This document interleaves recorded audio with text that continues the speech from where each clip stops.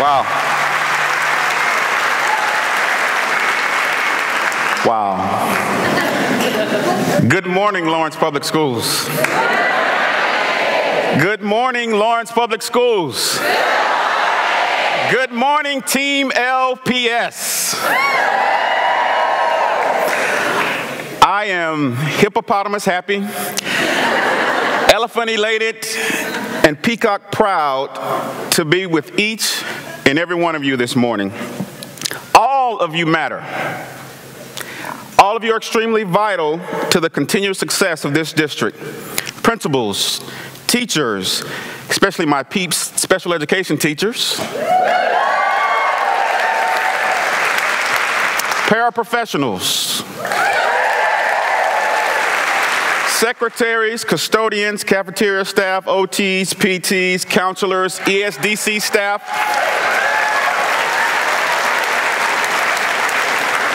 especially my friends in the RRC, IT, facilities and operations, maintenance, grounds crew, and everybody else that I missed.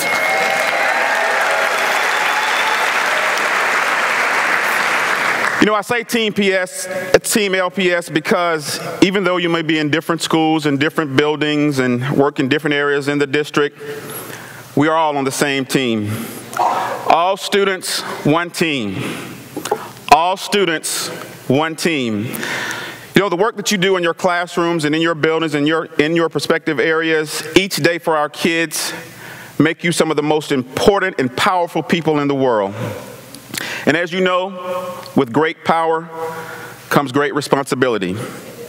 So you have to bring your very best because all of our students deserve it, and they are depending on you. Today is a day for us to get pumped up and get excited about what this new year will bring. And let me tell you something, I am super excited. Are you? It doesn't sound like it.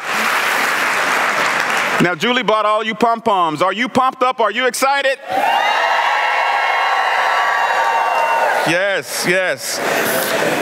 Before I get started, I want to take an opportunity to thank our Board of Education members for being here. Will you please stand and be properly recognized?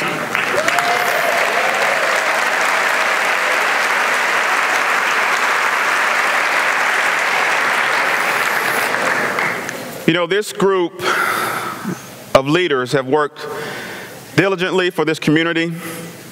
They're community leaders. They give unselfishly of their time and talents to this district because they believe in our students and they believe in you. And they believe in the promise that you hold for continued excellence for our community. I would also like to acknowledge our executive leadership team members. Will you please stand wherever you are?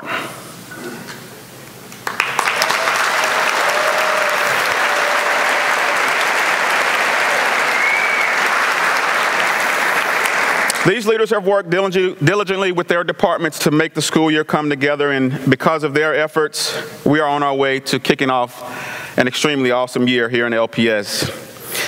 Again, I would like to acknowledge and thank Lori Folsom for your leadership and for your work on behalf of our amazing teachers and the Lawrence Education Association. I look forward to a continued partnership together. Now,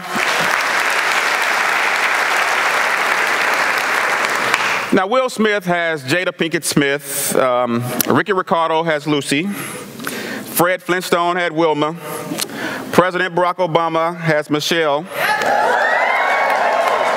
Jay-Z has Beyonce, and although I'm a huge Beyonce fan, I would like to think that I have one that surpasses them all. My wife Tiffany is here with us this morning.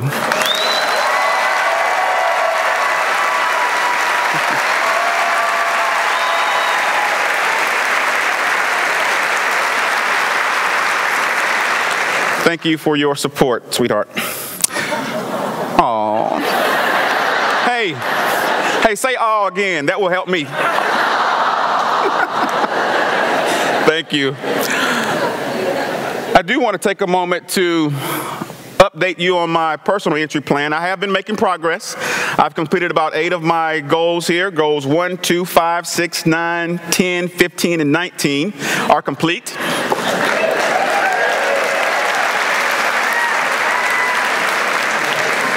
My favorite goal, of course, is goal 7. And I probably picked up about 10 pounds since I moved here. But someone told me goal 4 will kind of help me with that.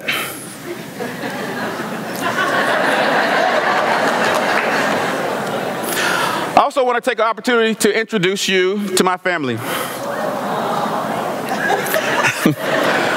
So we have Akira up in the top left, of course my wife Tiffany in the middle, our daughter Jasmine top right.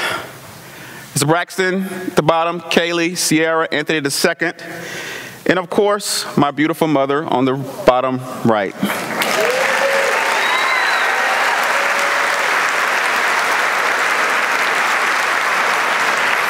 Just like most teenagers, you see they take a lot of selfies, and you notice their hands are the same in both of those pictures.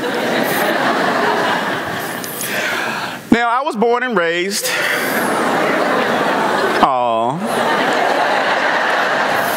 Born and raised in Talladega, Alabama, to a single parent mother. Of course, I like to show this picture to my kids. I did have hair at once. And I kept the fro pretty tight there. But it was because of my mother that surrounded me by positive mentors. Even though the father was absent, she surrounded me with positive mentors. And I went on to attend Central Elementary School there in Talladega, Alabama. And there I had an opportunity to attend a school with a majority of students that did not look like me. I used to stutter a lot and became embarrassed, and of course you could quite naturally think I was probably picked on quite a bit. But it wasn't until I was in 2nd grade when I had a teacher who told me that I was smart. She began to speak words of affirmation to me, and I began to excel, and I began to believe in myself. I began to believe that, hey, I'm the smartest kid in this class. She taught me a lot. She taught me how to read, how to write. She taught me how to write a very good paragraph. And 3 summers ago, some college buddies of mine, we wrote a book and we had a book release, and I invited her to that book release.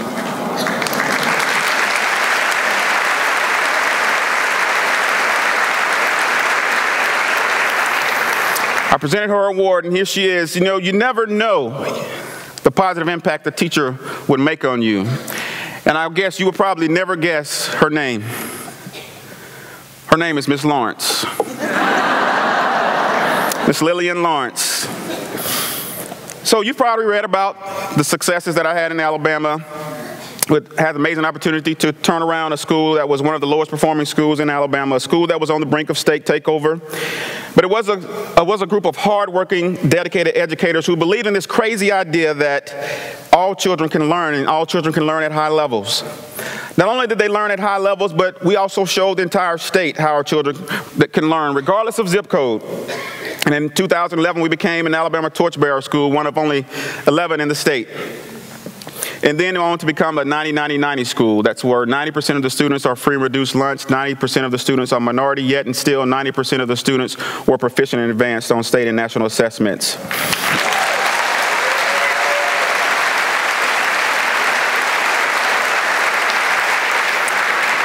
As a result, I was recruited to work in Kansas City, Missouri Public Schools, a school district that was also unaccredited and on the brink of state takeover. The mayor even had a plan to come in and take over the school district.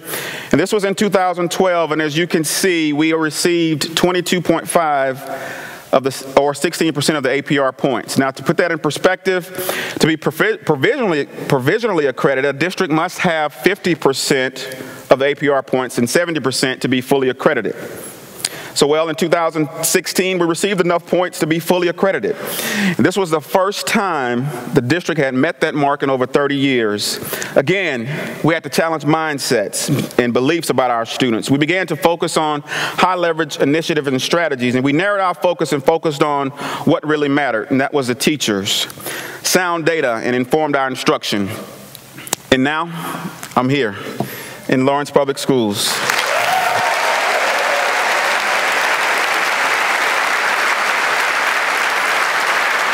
And I will tell you, I'm extremely humbled to be the superintendent of this district, a district that has made some great academic strides and some strides that you should be very proud of.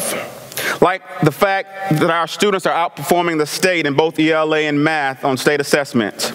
Like our kindergarten through 8th grade students are performing above the national norm in both reading and math. Like our high school students' ACT performance exceeds the state and national averages in all categories of the exam.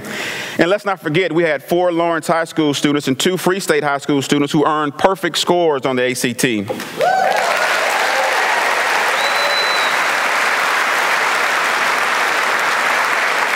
And that didn't happen easily.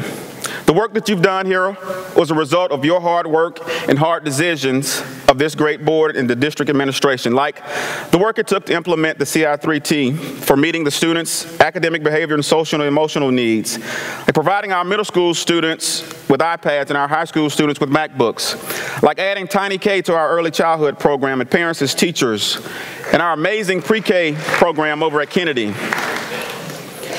Opening the beautiful state-of-the-art Lawrence Career and College Center, school bond renovations and construction across the district to provide high-performing, student-centered environments. The district recognizes that we can't do this alone, so our partnership with the Boys and Girls Club proves just this fact. The district has trained more than 2,000 people in Beyond Diversity, and this included board members, teachers, staff, as well as community partners. The amazing work that is happening here in Lawrence School District USD 497 was a direct result of our hardworking, effective educators. And I will tell you this, if you've touched the lives of a child, then you are an educator. Don't let anybody tell you different. You all are educators. You all are part of this great work. All students, one team. Now, if I could get specific, I would say that it was a result of some of your amazing teammates that provide direct and indirect support to our schools and scholars. So why is LPS so great? Well, it's not easy to get a school to smell good.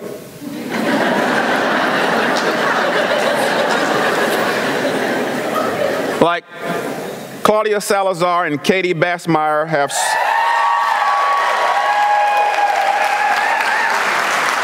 Swegler looking and smelling good for back to school. Broken Arrow's new administrative assistant, Michelle Walthall, doesn't know anyone in the school community yet, but she is greeting everyone with a smile and offering to help her teachers in every way possible. Linda Oates-Stoll is a reading instructional support assistant at Courtly who believes in cultivating close relationships with students. Heaven holds a special place for kindergarten teachers.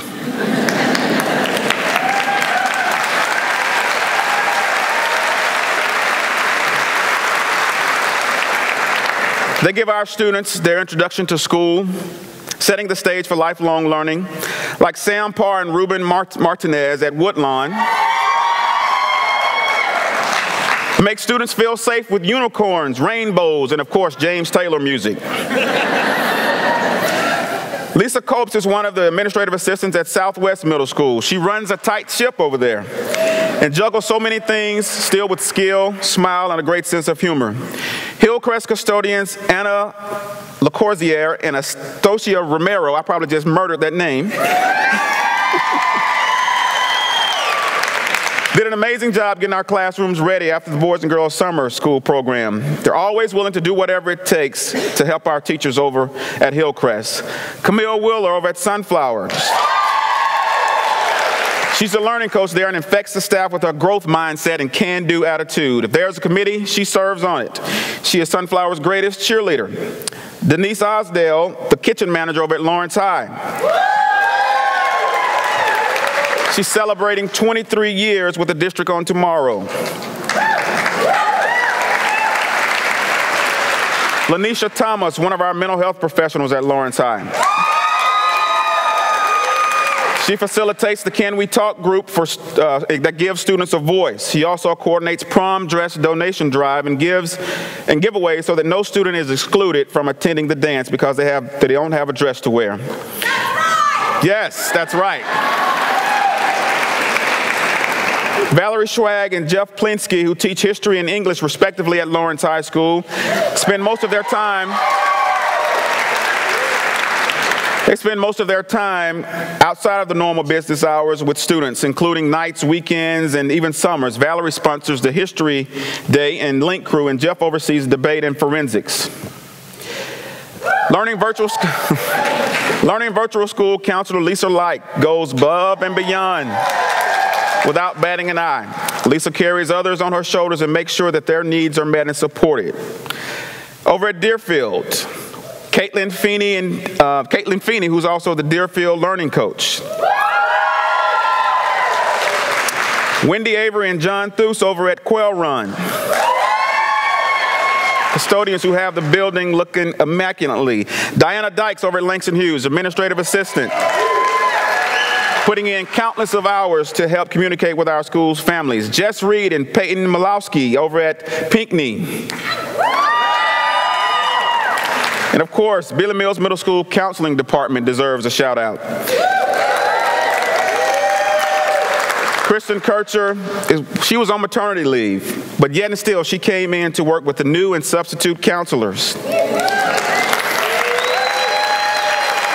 She did this just to make sure that the schedules were fixed and to learn Power School and to get things ready for the school year. Folks, this is why LPS is great. It's because each and every one of you, give yourselves a big round of applause.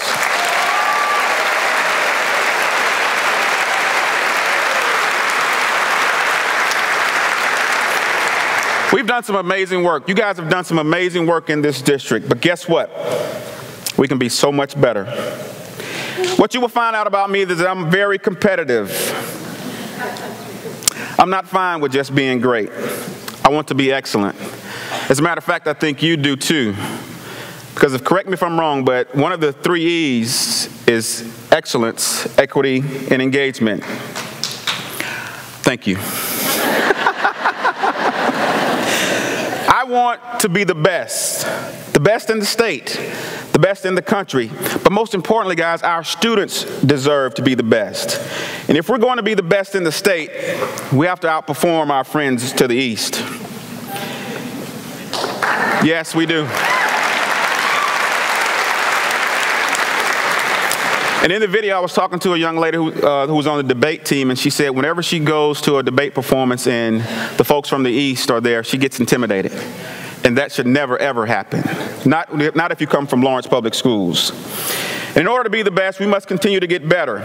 We can't get complacent. All students, one team.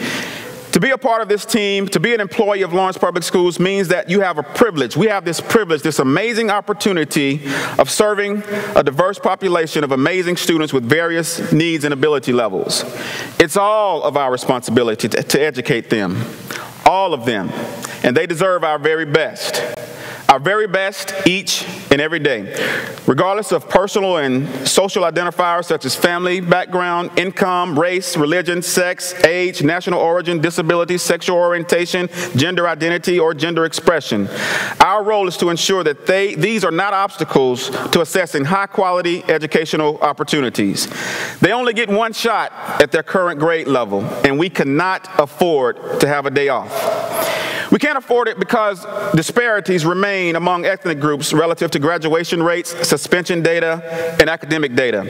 For example, in math, there's a 29% gap between our white and black students, a 25% gap between our white and native students, a 20% gap between our white and Hispanic students, a 13% gap between our white and multiracial students.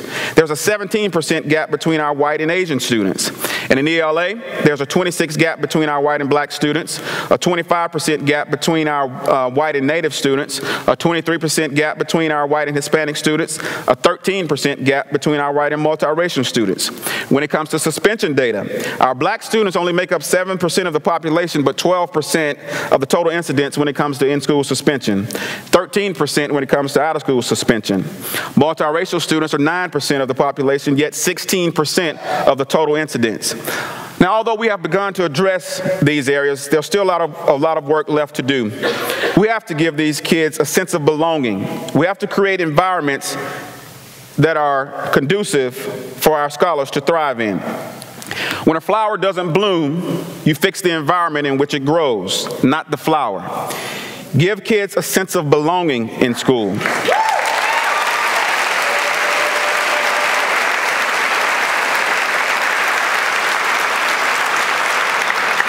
In addition, some of the ways that we've begun to fix our environments is by adding full-time guidance counselors to all elementary schools.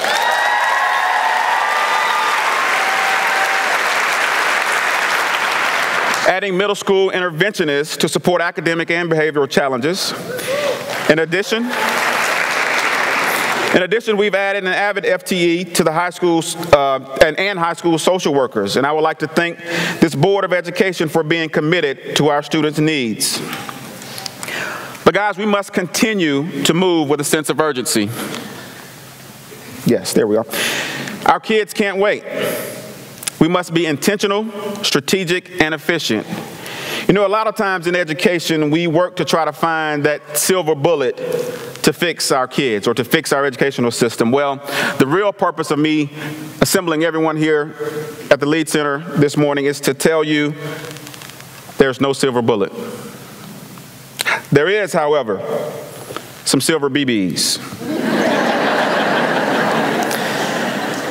And those BBs are effective, high-impact strategies that you already know about. It's really that simple. As a matter of fact, Jim Collins says this: the real path to greatness, it turns out, requires simplicity and diligence. It demands each of us to focus on what is vital and to eliminate all of the extraneous distractions. Simplicity and diligence. Less is more for me. Like what Mike Smoker says, the status quo has to change. We insult and frustrate our teachers and leaders when we keep asking them to adopt complex, confusing new initiatives and programs that can't possibly succeed in the absence of decent curriculum, lessons, and literacy activities.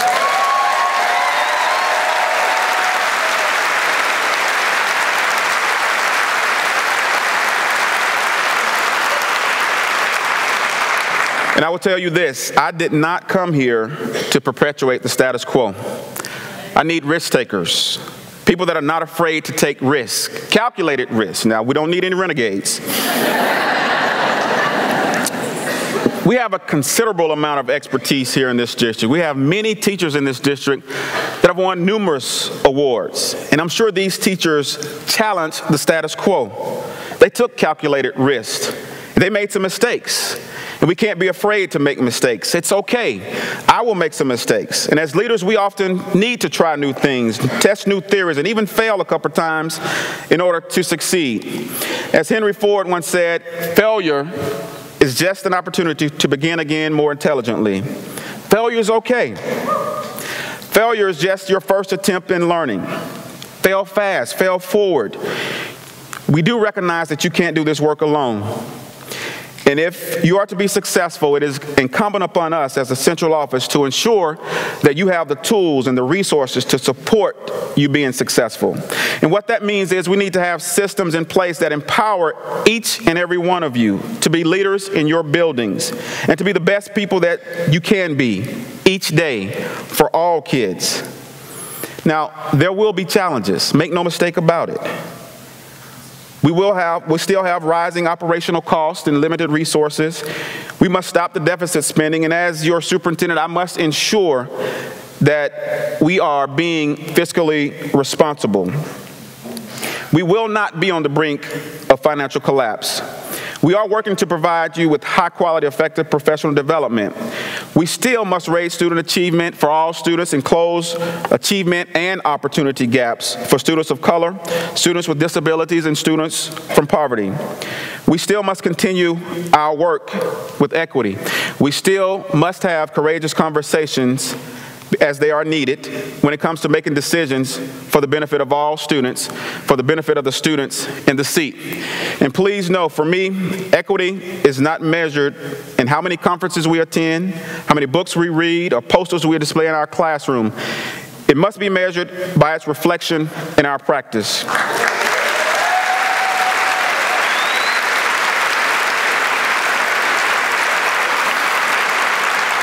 Now, I'm not the type of leader that will sit here and tell you all of the challenges that we have without offering some effective strategies. Because Team LPS, our kids are depending on each one of us, and they believe in us. But the question is, do you believe in our students?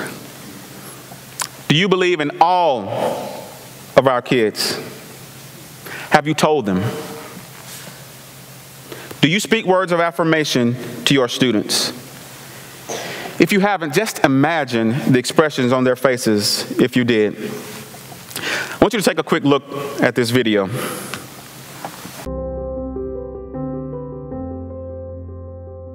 They asked us to pick a student that we really believe in. I picked you, and I chose you. And I chose you. I chose you because every day you have an infectious smile and you always have the greatest attitude. I knew that you were my student.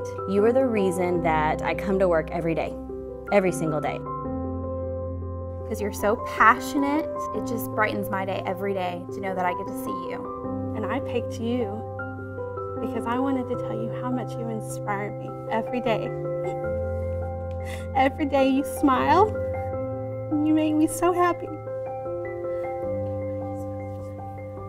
Thank you. You inspire me to be better.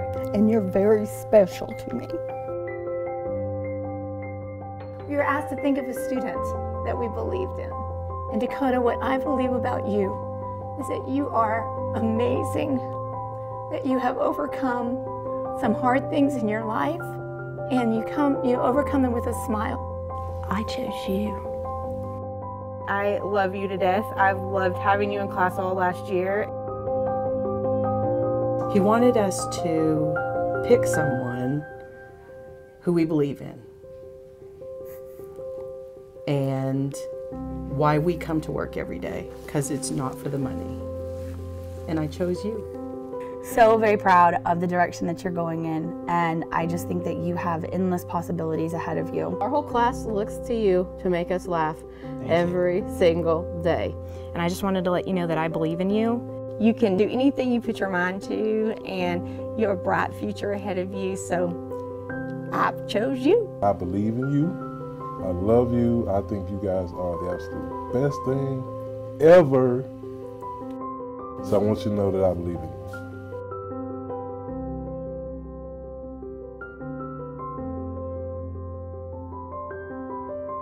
I believe in me.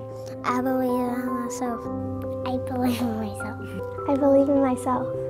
I believe in myself. I believe in myself. I believe in myself. I believe in myself. I believe in myself.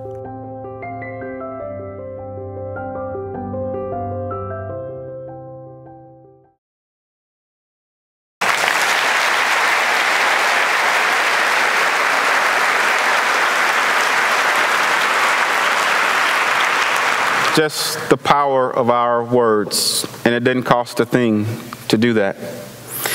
On July 24th, I retweeted a tweet from Robert Marzano with the following message here on the screen. Effective teaching is not a simple matter of executing specific behaviors and strategies, because effective teaching is grounded in human relationships.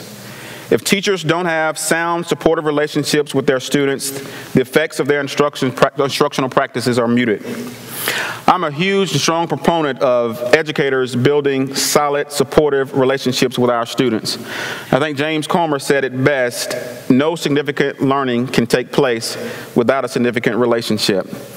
And when I went to take over the school there in Montgomery, Alabama, the first thing I told my teachers, now this was a school that was on the brink of state takeover. I said, the first 2 weeks of school, I don't want you teaching anything. And they looked at me and as if, we're about to be taken over by the state and you don't want us to start off teaching? I said, no, I want you to build relationships with your students, because you cannot make your lessons relate to their lives if you haven't built relationships, if you haven't taken the time to get to know your student.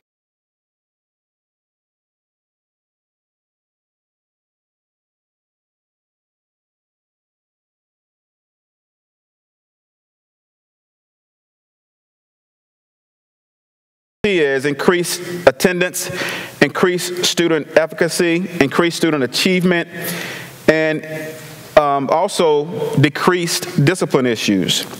And sometimes, it's not always the classroom teacher that builds relationships with students.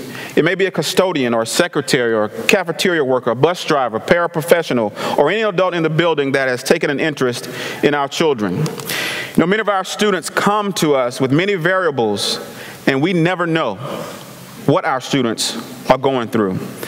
You know, whenever I hear about a student who has committed suicide, I begin to wonder, did that student have a positive relationship with a caring adult in their building? Not only is it important to build relationships, but we must also make our content relevant to the lives of our students. In order for you to know about your students' lives, you must talk to them about their lives. You have to allow them to share their world with you.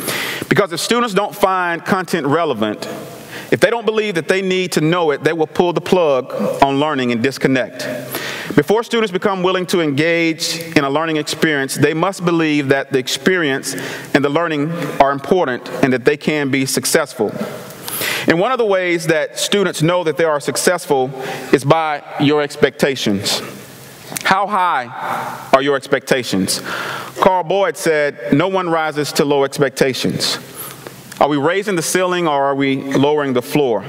A pupil from whom nothing is ever demanded, which he cannot do, never does all he can. As a matter of fact, teacher expectations are an extremely high yield strategy. That's a positive BB there. And if you're familiar with some of John Hattie's work, raise your hand if you're familiar with John Hattie's work. Okay?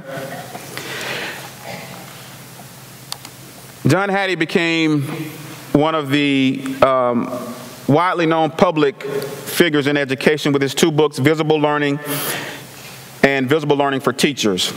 Now, visible learning is a synthesis of more than 800 meta-studies covering more than 80 million students. Now, according to John Hattie, visible learning is the result of 15 years of research about what works best for learning in schools. He's also known as possibly the world's most influential education academician.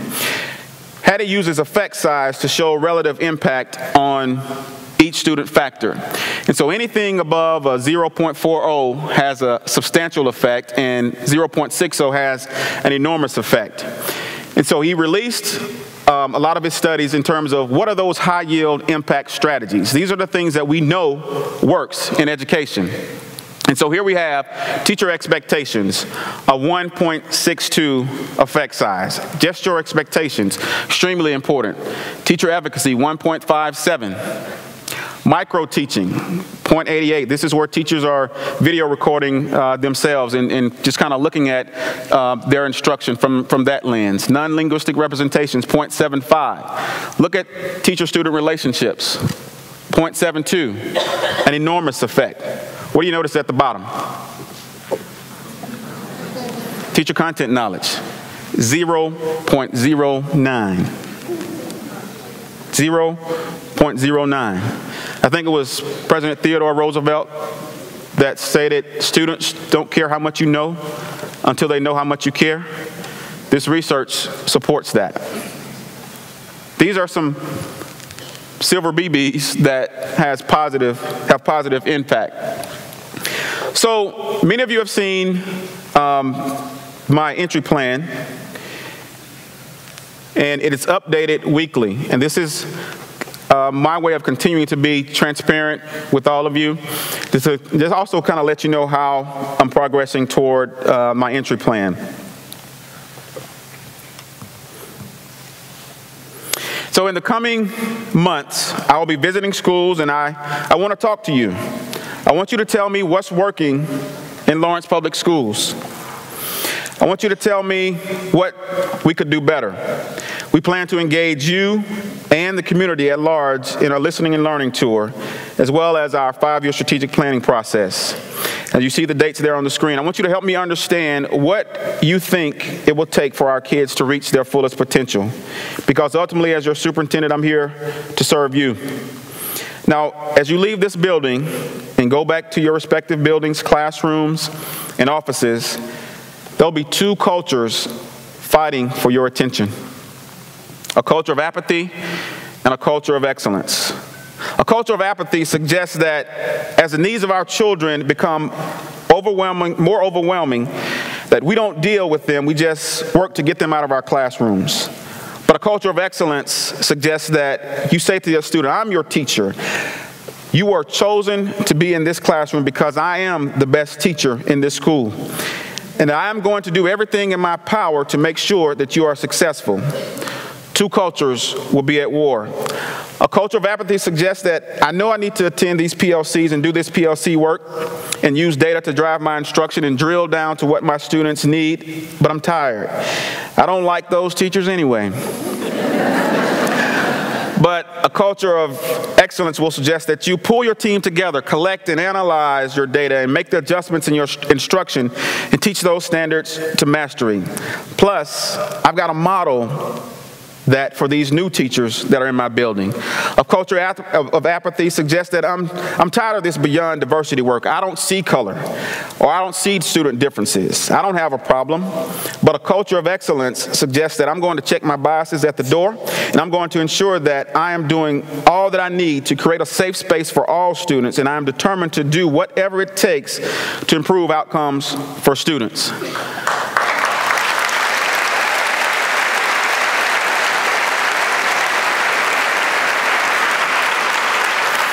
So 3 things: relationships, relevancy, high expectations. It don't cost you a thing.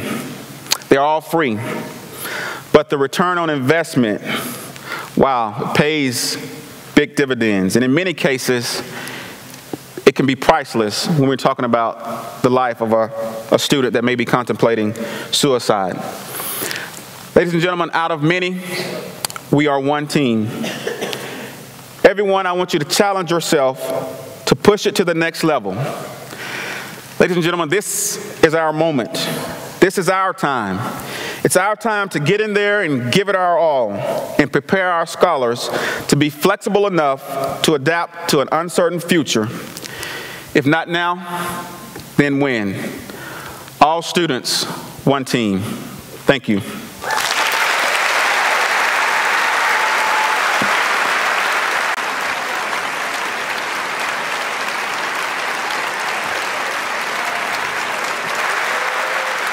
Thank you.